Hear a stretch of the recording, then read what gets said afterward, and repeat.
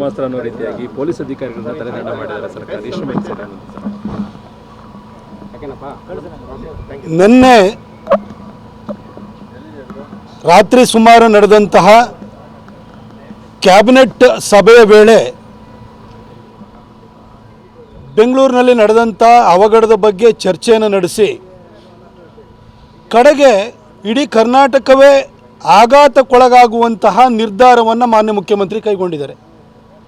Bengaluru police commissioner B Dayanand ಅವರು, DCP Shekhar ಅವರು ಮತ್ತು ಉಳಿದ ಪೊಲೀಸ್ ಅಧಿಕಾರಿಗಳು ಒಟ್ಟಾರೆ ಇಡೀ ಇಲಾಖೆಯನ್ನೇ ಗುರಿಯಾಗಿಟ್ಕೊಂಡು ಪೊಲೀಸ್ ಅಧಿಕಾರಿಗಳನ್ನ ಸಸ್ಪೆನ್ಷನ್ ಮಾಡಿದ್ದಾರೆ. ಆದರೆ ಘಟನೆ ನಡೆದ 48 ಗಂಟೆ ಆಯಿತು.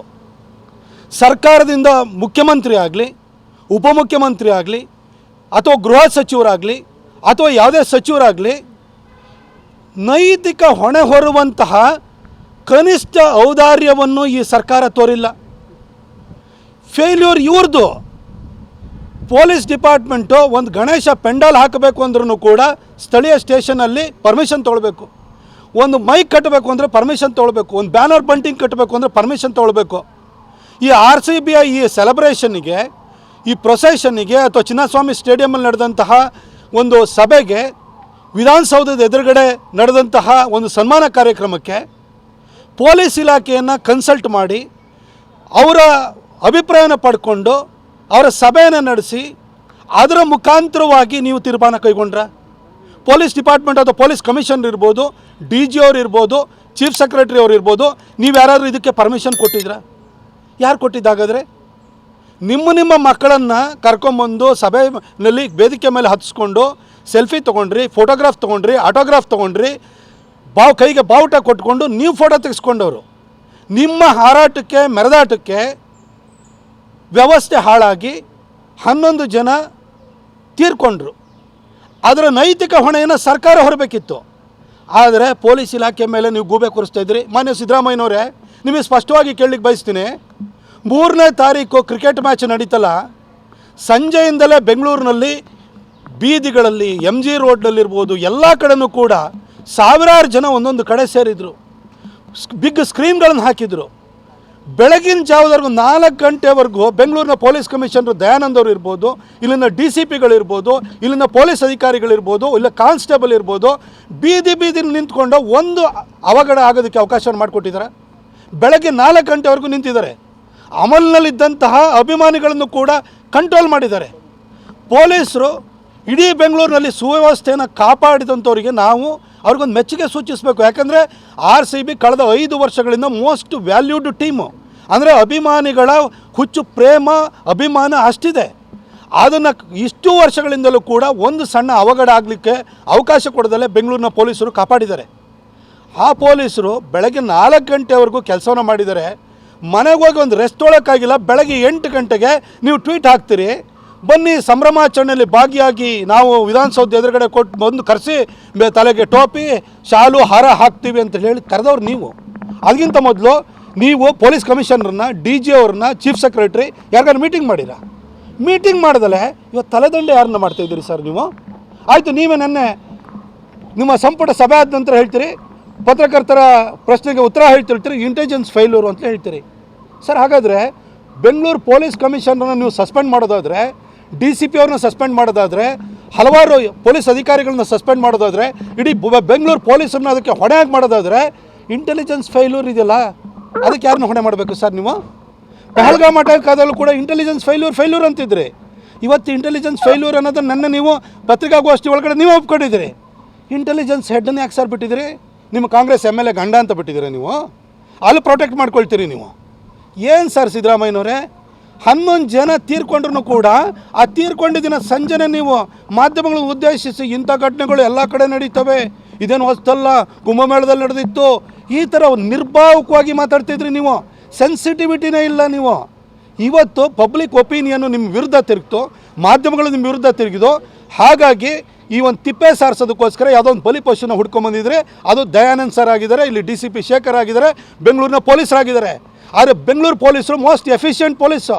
ದಯಾನಂದ್ ಸರ್ ಒಂದು ಫೈನೆಸ್ಟ್ ಆಫೀಸರ್ ಅವರು. ನಾನು ಅವ್ರನ್ನ ಮೈಸೂರಿನಲ್ಲಿ ನೋಡಿದ್ದೀನಿ. ನಮ್ಮ ದಸರಾನ ಅಚ್ಚುಕಟ್ಟಾಗಿ ನಡೆಸ್ಕೊಟ್ಟಿದ್ದಾರೆ ಅವರು. ಅವರು ಇಂಟೆಲಿಜೆನ್ಸ್ ಹೆಡ್ ಆಗಿದ್ದಾಗಲೂ ಕೂಡ ಕರ್ನಾಟಕದಲ್ಲಿ ಅಷ್ಟು ಅಚ್ಚುಕಟ್ಟಾಗಿ ಅವರು ಕಾರ್ಯನಿರ್ವಹಿಸಿದ್ದಾರೆ. ಅವರು ಮಂಗಳೂರಿನಲ್ಲಿ SP ಆಗಿದ್ದಾಗಲೂ ಇರ್ಬೋದು, ಎಲ್ಲ ಕಡೆ ಹೋದ ಕಡೆ ಎಲ್ಲರೂ ಕೂಡ ದಯಾನಂದ್ ಸರ್ ಒಳ್ಳೆ ಹೆಸರು ತೊಗೊಂಬಂದಿದ್ದಾರೆ. ಒಬ್ಬ ಒಳ್ಳೆ ಅಧಿಕಾರಿಗೆ ಇಷ್ಟು ವರ್ಷದ ಅವರ ಕರಿಯರಿಗೆ 35-40 ವರ್ಷದ ಕರಿಯರಿಗೆ ಇವತ್ತೊಂದು ಒಂದು ಕಪ್ಪು ಚುಕ್ಕಿನ ನೀವು ಅಂಟಿಸಿದ್ರಲ್ಲ ಸರ್. ಯಾಕೆ ನಿಮ್ಮನ್ನು ಉಳಿಸ್ಕೊಳ್ಬೇಕು, ನಿಮ್ಮ ಚೇರ್ ಉಳಿಸ್ಕೊಳ್ಬೇಕು, ನೀವು ಯಾರು ನೈತಿಕ ಹೊಣೆ ಹೊರಲಿಕ್ಕೆ ರೆಡಿ ಇಲ್ಲ. ಅದಕ್ಕೋಸ್ಕರ ಒಬ್ಬ ಒಳ್ಳೆಯ ಅಧಿಕಾರಿ ಮೇಲೆ ನೀವು ಇವತ್ತು ಗೂಬೇರು ಕೂರಿಸ್ತಿರಲ್ಲ ಸರ್. ಸರ್ ಇದೇ ದಯಾನಂದ್ ಸರ್ ಬೆಂಗಳೂರು ಕಮಿಷನರ್ ಆಗಿ ಕಳೆದ 2 ವರ್ಷದಿಂದ ಕೆಲಸ ಮಾಡ್ತಿದ್ದಾರೆ. ಬೆಂಗಳೂರಿನಲ್ಲಿ ಪ್ರೈಮ್ ಮಿನಿಸ್ಟರ್ ಮೋದಿ ಅವ್ರದ್ದು ರೋಡ್ ಶೋಗಳು ಎಷ್ಟು ನಡೆದಿದ್ದಾವೆ? ಒಂದರ ಅವಘಡ ಸಂಭವಿಸಿದೆ ಸರ್. ಬೆಂಗಳೂರಿನಲ್ಲಿ ನಿಮ್ಮ ರ್ಯಾಲಿಗಳು ಎಷ್ಟು ನಡೆದಿದ್ದಾವೆ? ಯಾವತ್ತಾದ್ರೂ ಒಂದು ಘಟನೆ, ಸಣ್ಣ ಅಹಿತಕರ ಘಟನೆ ಸಂಭವಿಸಿದೆ ಸರ್? ನಿಮ್ಮ ಪೊಲಿಟಿಷಿಯನ್ಸು ಮದುವೆ ಮಾಡ್ಕೊಳ್ತೀರಿ, ಅದಕ್ಕೆ ಬಂದು ಪೊಲೀಸರು ನಿಮ್ಮನ್ನು ಕಾಯ್ಕೊಂಡು ನಿಂತ್ಕೊಂಡಿರ್ತಾರೆ. ನೀವು ಸತ್ತಾಗಲೂ ಕಾಯ್ಕೊಂಡು ನಿಂತಿರ್ತಾರೆ. ನೀವು ನಿಮ್ಮೆಲ್ಲ ಕಾರ್ಯಕ್ರಮಗಳಿಗೆ ಪ್ರೊಟೆಕ್ಷನ್ ಕೊಡೋರವರು. ಅವರ ಪರ್ಮಿಷನ್ ತೊಗೊಂಡು ಮಾಡಿದಂಥ ಒಂದು ಕಾರ್ಯಕ್ರಮಗಳಲ್ಲಿ ಯಾವುದಾದ್ರು ಸಣ್ಣ ಒಂದು ಕಿಂಚಿತ್ತು ಲೋಪ ಆಗಿದೆ ಸರ್. ಅವರ ಕೇಳಲೇ ಇಲ್ಲ, ಅವರ ಅಭಿಪ್ರಾಯ ಕೇಳಲಿಲ್ಲ, ಅವ್ರ ಹತ್ರ ಒಂದು ಮಾಹಿತಿನ ಪಡ್ಕೊಳ್ಳಿಲ್ಲ, ನಿಮಗೆ ಪ್ರಿಪ್ರೇಷನ್ಗೆ ಎಷ್ಟು ಟೈಮ್ ಬೇಕು ಅಂತಲೂ ಕೇಳಲಿಲ್ಲ. ಆಯಿತು, RCB ಅವರು ಪ್ರೆಷರ್ ಹಾಕಿದ್ರು ಅಂತ ತಿಳ್ಕೊಳ್ಳಿ.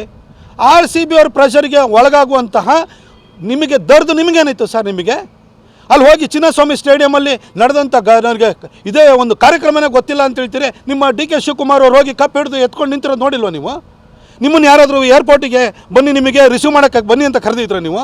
ಅಲ್ಲಿ ನಿಮ್ಮ ಉಪಮುಖ್ಯಮಂತ್ರಿಗೆ, ನಿಮ್ಮ ಮಂತ್ರಿಗಳಿಗೆ, ನಿಮ್ಮ MLAಗಳಿಗೆ, ನಿಮ್ಮ ಸಚಿವರಿಗೆ ವಿಧಾನಸೌಧ ಎದುರುಗಡೆನೂ ಪ್ರೊಟೆಕ್ಷನ್ ಕೊಡಬೇಕು, ಜನರನ್ನು ಮೇಂಟೈನ್ ಮಾಡಬೇಕು. ಹೆಂಗೆ ಮಾಡೋಕ್ಕಾಗುತ್ತೆ ಸರ್? ಇಷ್ಟು 5-7 IPL ಮ್ಯಾಚ್ಗಳು ಬೆಂಗಳೂರಿನಲ್ಲಿ ನಡೆದು ಒಂದಾರು ಘಟನೆ ಸಂಭವಿಸಿದೆ ಸರ್. ಇಷ್ಟು ವರ್ಷ ಬೆಂಗಳೂರಿನಲ್ಲಿ T20 ವರ್ಲ್ಡ್ ಕಪ್ದ ಮ್ಯಾಚ್ಗಳಾಗಿರ್ಬೋದು ಹಿಂದೆ, ಅಥವಾ ವರ್ಲ್ಡ್ ಕಪ್ ಕ್ರಿಕೆಟ್ ಮ್ಯಾಚ್ಗಳಾಗಿರ್ಬೋದು, ಇಷ್ಟು ನಡೆದಿದ್ದಾವೆ. ಬೆಂಗಳೂರು ಪೊಲೀಸು ಎಫಿಷಿಯೆಂಟಾಗಿ ಕೆಲಸ ಮಾಡಿಲ್ಲ ಸರ್. ಸರ್ ಒಬ್ಬ ಪೊಲೀಸ್ ಕಮಿಷನರ್ನ, ಬೆಂಗಳೂರು ಪೊಲೀಸ್ ಕಮಿಷನರ್ ನೀವು ಸಸ್ಪೆನ್ಷನ್ ಮಾಡ್ತೀರಿ ಅಂತಂದರೆ ಇಡೀ ಪೊಲೀಸ್ ಇಲಾಖೆ ಮೊರಾಲ್ ಎಲ್ಲಿಗೆ ಹೋಗಬೇಕು ಸರ್? ಈ ಕಾನೂನು ಸುವ್ಯವಸ್ಥೆಯನ್ನು ಕಾಪಾಡೋರು ಅವರು. ಬೆಂಗಳೂರಿನಲ್ಲಿ ಡ್ರಗ್ ಮಾಫಿಯಾ ಇದೆ, ಬೆಂಗಳೂರಿನಲ್ಲಿ ನೈಟ್ ಕ್ಲಬ್ಸ್ ಇದೆ, ಬೆಳಗಿನ ಜಾವದವರೆಗೂ ಕುಡಿತಾರೆ. ಇಂತಹ ಒಂದು ಊರನ್ನು ಇದುವರೆಗೂ ಕಾನೂನು ಸುವ್ಯವಸ್ಥೆನ ಕಾಪಾಡ್ಕೊಂಡು ಬಂದಿದ್ದಾರೆ. ಇಡೀ ಇಲಾಖೆ ಮೇಲೆ ಇವತ್ತು ನೀವು ಟಾರ್ಗೆಟ್ ಮಾಡಿಕೊಂಡು ಇಲಾಖೆಗೆ ಕಪ್ಪು ಚುಕ್ಕೆ ಬರೋ ರೀತಿಯಲ್ಲಿ ಇಲಾಖೆ ಒಬ್ಬ ಮುಖ್ಯಸ್ಥನ ನೀವು ಸಸ್ಪೆನ್ಷನ್ ಮಾಡ್ತೀರಿ ಅಂತಂದರೆ ಈ ಪೊಲೀಸರು ಇರೋದು ಏನಕ್ಕೆ ಸರ್? ನಿಮ್ಮ ರಾಜಕೀಯಕ್ಕೂ ಬಲಿ ಆಗಬೇಕು, ನಿಮ್ಮ ಎಲ್ಲ ಒಂದು ಏನು ತೆವಲುಗಳಿದೆಯಲ್ಲ ಪುಕ್ಕಟೆ ಪ್ರಚಾರ ತೊಗೊಳ್ಳೋಂಥದ್ದು, ಅದಕ್ಕೂ ಅವ್ರು ಪ್ರೊಟೆಕ್ಷನ್ ಕೊಡಬೇಕು ಅಂತೇಳಿ ನೀವು ಅವ್ರನ್ನ ದುರ್ಬಳಕೆ ಮಾಡ್ಕೊಳ್ತಿದ್ದೀರಾ. ಇವತ್ತು ಪೊಲೀಸ್ ಇಲಾಖೆ ಪರಿಸ್ಥಿತಿ ಏನಾಗಿದೆ ಸರ್? ನಿಮ್ಮ MLAಗಳಿರ್ಬೋದು, ನಿಮ್ಮ ಮಂತ್ರಿಗಳಿರ್ಬೋದು, ಮಿನಿಟ್ ತೊಗೊಳ್ದಲೆ, ನಾನು ಕಾಸು ತೊಗೊಳ್ದಲೆ ಮಿನಿಟ್ ಕೊಡ್ತೀನಿ ಅಂತ ಹೇಳೋನು ಒಬ್ಬನು ತೋರಿಸ್ಬಿಡಿ ಸರ್ ನೋಡೋಣ. ನಿಮ್ಮ ಇಲಾಖೆಯಲ್ಲಿ ಈ ಒಂದು ಪೊಲೀಸ್ ಇಲಾಖೆ ಯಾವ ರೀತಿ ಇವತ್ತು ಕಷ್ಟಕ್ಕೆ ಒಳಗಾಗಿದೆ ಅಂತಂದರೆ, ಒಬ್ಬ ಸಾಮಾನ್ಯ ಅಧಿಕಾರಿನೂ ಕೂಡ ಇವತ್ತು ಅವನಿಗೆ ಕಾಸು ಕೊಡದಲ್ಲೇ ಅವನಿಗೆ ಟ್ರಾನ್ಸ್ಫರ್ ಆಗಲ್ಲ. ಇಂಥ ಒಂದು ಪರಿಸ್ಥಿತಿ ಇದೆ. ಇದು ಇವತ್ತು ಪೊಲೀಸ್ ಇಲಾಖೆನ ಎಲ್ಲ ರೀತಿಯಲ್ಲೂ ಕೂಡ ನೀವು ಅವ್ರನ್ನ ಸಂಕಷ್ಟಕ್ಕೆ ಸಿಲುಕಿಸಿದಿರಿ. ಅವ್ರಿಗೆ ಇವತ್ತೇನಂದ್ರೆ 11 ತಿಂಗಳಾದ ಕೂಡಲೇ MLAಗಳ ಹತ್ರ ರಿನ್ಯೂವಲ್ ಚಾರ್ಜಸ್ ತೊಗೊಂಡೋಗಿ ನಿಂತ್ಕೊಳ್ಬೇಕು ಅಂಥ ಪರಿಸ್ಥಿತಿ ಇದೆ. ಆದರೂ ಕೂಡ ಪೊಲೀಸ್ ಇಲಾಖೆನ ನೀವು ಟಾರ್ಗೆಟ್ ಮಾಡ್ತೀರಿ, ಬ್ಲೇಮ್ ಮಾಡ್ತಿದ್ರಿ ಸರ್. ಸರ್ ಸಿದ್ದರಾಮಯ್ಯನವರೇ, ನೀವು ಮಾಡಿದ್ದೀರಲ್ಲ ಇಡೀ ಪೊಲೀಸ್ ಇಲಾಖೆಗೆ, ಕರ್ನಾಟಕ ಪೊಲೀಸ್ ವ್ಯವಸ್ಥೆಗೆ ನೀವು ಮಾಡಿದಂಥ ಅಪಚಾರ ಇದು. ನೀವು ನೈತಿಕ ಹೊಣೆ ಹೊರಬೇಕಿತ್ತು. ನಿಮ್ಮ ಯಾರಿಗಾದ್ರು ಇದಕ್ಕೆ ಯಾರು ಪರ್ಮಿಷನ್ ಕೊಟ್ಟಿದ್ದಾರೋ, ಅಥವಾ ಯಾರು ಇದಕ್ಕೆ ಈ ಒಂದು ಪೊಲೀಸರ ಅನುಮತಿ ಇಲ್ದಲೆ ಇಂಥ ಒಂದು ಕಾರ್ಯಕ್ರಮ ಮಾಡಿ ಅಂತ ಹೇಳಿದ್ರು, ಅವ್ರ ಮೇಲೆ FIR ಹಾಕಬೇಕಿತ್ತು. ಆದರೆ ನೀವು ಮಾಡಿದ್ದೇ ಬೇರೆ ಅಲ್ಲ ಸರ್. ಇವತ್ತು ದಯಾನಂದ್ ಸರ್ ಅಂತಹ ಒಬ್ಬ ಫೈನೆಸ್ಟ್ ಪೊಲೀಸ್ ಆಫೀಸರಿಗೆ ಈ ಒಂದು ಸಸ್ಪೆನ್ಷನ್ನ ಬಳುವಳಿ ಮಾತ್ರ ಅಲ್ಲ, ಇಡೀ ಪೊಲೀಸ್ ಇಲಾಖೆಗೆ ಮಾಡಿದಂತಹ ಅಪಚಾರ ಇದು ಇಡೀ ಪೊಲೀಸ್ ಇಲಾಖೆಯ ಮೊರಾಲನ್ನು ಕುಗ್ಗಿಸುತ್ತದೆ, ಆತ್ಮಸ್ಥೈರ್ಯವನ್ನು ಕುಗ್ಗಿಸುತ್ತದೆ. ಇದು ರಾಜ್ಯದ ಕಾನೂನು ಸುವ್ಯವಸ್ಥೆಯ ದೃಷ್ಟಿಯಿಂದ ಖಂಡಿತ ಒಳ್ಳೆಯ ಬೆಳವಣಿಗೆ ಅಲ್ಲ.